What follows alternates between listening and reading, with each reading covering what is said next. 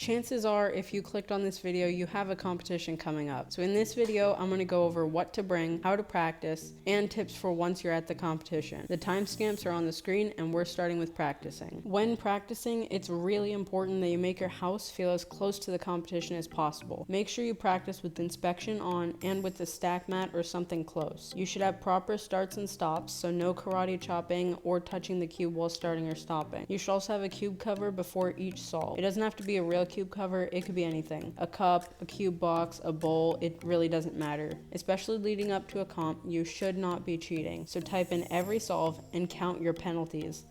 +2s might not count at home, but they do count in comp. Don't listen to any music or anything except for cube competition sounds. I'll link my favorite ones, but they get you used to what a comp is going to sound like. Try to listen to these on speaker, but headphones will work if that's all you can do. One thing that a lot of people forget to do is to take time between solves. When you compete, you're going to have to wait in a waiting area while your cube is being scrambled. This means that you won't be cubing constantly and your hands might get cold, so plan for this in advance. Try to have a family member or a friend judge to get comfortable with solving in front of people if that's something that bothers you. And make sure that if you're going to film at the competition, get comfortable with your setup and practice setting it up, solving with it on, and then taking it down. Add some pressure like you'll feel at the competition. You can try taking 5 solves for each event per day that you will write down and then do them officially with no retries. A good app for this is CompSim for Apple users. Preparing. Make sure you watch the official video and the judging video by CubeMaster and attend the first timer's intro at the competition. Make sure you read over the WCA regulations at least once, just skim them. Know the penalties. If you need to, watch JPerm's 5+ things to know and watch the penalties section, or actually just watch the whole video. It's pretty helpful for your first competition. Know what groups you're in and your schedule. Know how long your lunch break is. Know what times your events are going to be, and how much time you have between to practice. By the way, if you're getting any value out of this video, click that like button for the YouTube algorithm. Back to the video. Especially know your cutoffs. If there's a cutoff that you're going to struggle to make, you should know what exactly that time is. Make sure you at least have a general idea of what you're going to eat. Most comps are at universities, so they'll probably have on-campus restaurants such as Subway, Chick-fil-A, and Steak and Shake.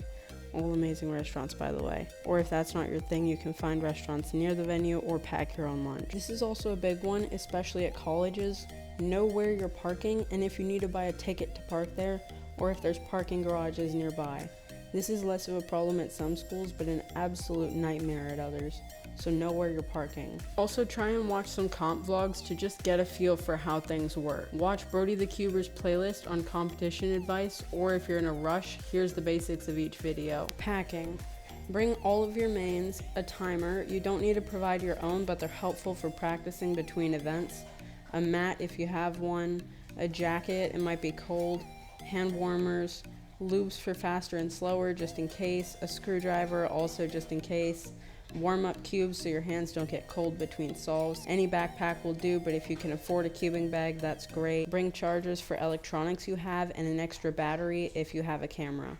Bring a laptop or your phone for practicing between events, and also bring some headphones or earbuds so you can chill between events or even between solves or maybe while judging.